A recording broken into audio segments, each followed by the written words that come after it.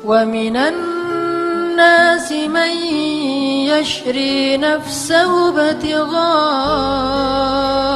mardatillah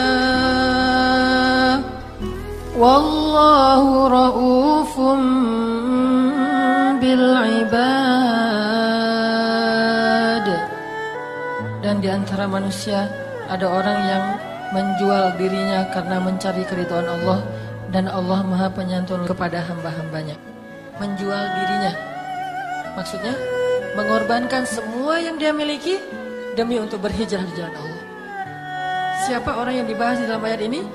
Sahabat yang bernama Suhaib bin Sinan Ar-Rumi. Ini sahabat berasal dari Italia. Wah, ada juga sahabat dari Italia? Ya, Roma. Dia dari Italia. Cuma memang ada ikhtilaf, ada yang bilang dia dari Italia tapi bukan orang Italia, orang Arab, keturunan Eropa gitu. Jadi kayak bule-bule campuran gitu deh.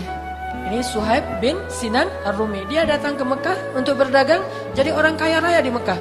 Begitu dia mau hijrah, dihadang di tengah jalan oleh Abu Jahal dan orang-orang kafir Quraisy dan mengatakan, "Ya Suhaib, kalau kamu mau berhijrah, silakan hijrah, tetapi jangan pernah membawa harta-harta yang ada di kota Mekah. Karena dulu kamu datang ke sini dalam keadaan tidak punya apa-apa. Kalau kamu mau pergi, kamu pergi dan tidak boleh bawa apa-apa. Kecuali kalau kamu mau tetap di Mekah dan bersama kami, maka harta itu tetap milikmu. Silahkan kamu pilih." Akhirnya dia mengatakan, "Saya memilih Allah dan Rasul. Silahkan kalian ambil semua sampah-sampah dunia itu, saya tidak masalah. Saya memilih Allah dan Rasul." Hijrahlah Suhaib bin Sinan Ar-Rumi jalan kaki sendiri selain Ali bin Abi Thalib yang jalan kaki.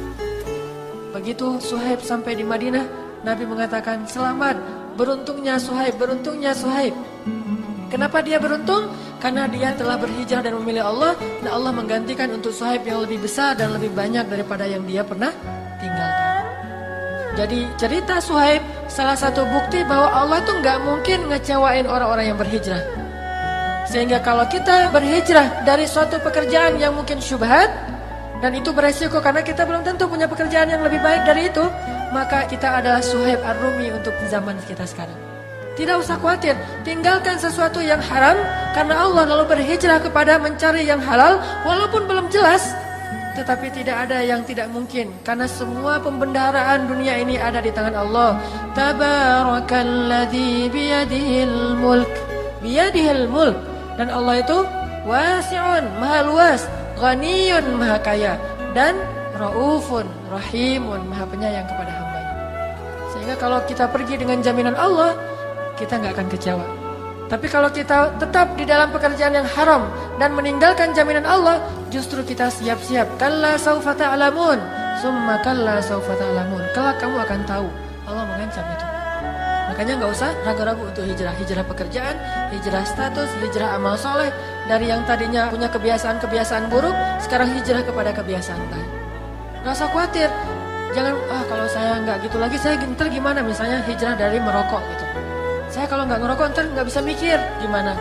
Maka nggak usah khawatir, Allah yang akan membimbing pikiran kita. Dulu kalau kita ngerokok mungkin pikirannya nggak jelas kemana-mana. Sekarang dengan kita tidak merokok, Allah bimbing pikiran kita kepada hal yang lebih baik. Nggak usah khawatir untuk berhijrah. Yang khawatir itu kalau kita ragu-ragu dalam berhijrah. Berangkat, balik lagi, pengen melepaskan status tapi setengah hati. Terus juga pengen meninggalkan pekerjaan yang lama, cuman nunggu waktu, tunggu setahun lagi deh, tunggu 2 tahun lagi deh, terus aja. Nah ini namanya apa? Tamanni, berangan-angan. Dan itu salah satu di antara cara setan membisiki manusia. Dia nggak nyuruh kita untuk meninggalkan atau tidak melakukan kebaikan, tetapi dia nyuruh kita untuk menunda kebaikan. Salah satu di antara amal soleh yang paling disukai oleh Allah untuk disegerakan adalah berbuka puasa, sholat berjamaah, dan menikah. Itu amal soleh yang dianjurkan untuk disegerakan. Lakukan sekarang juga, insya Allah kita akan melihat keajaiban dalam kehidupan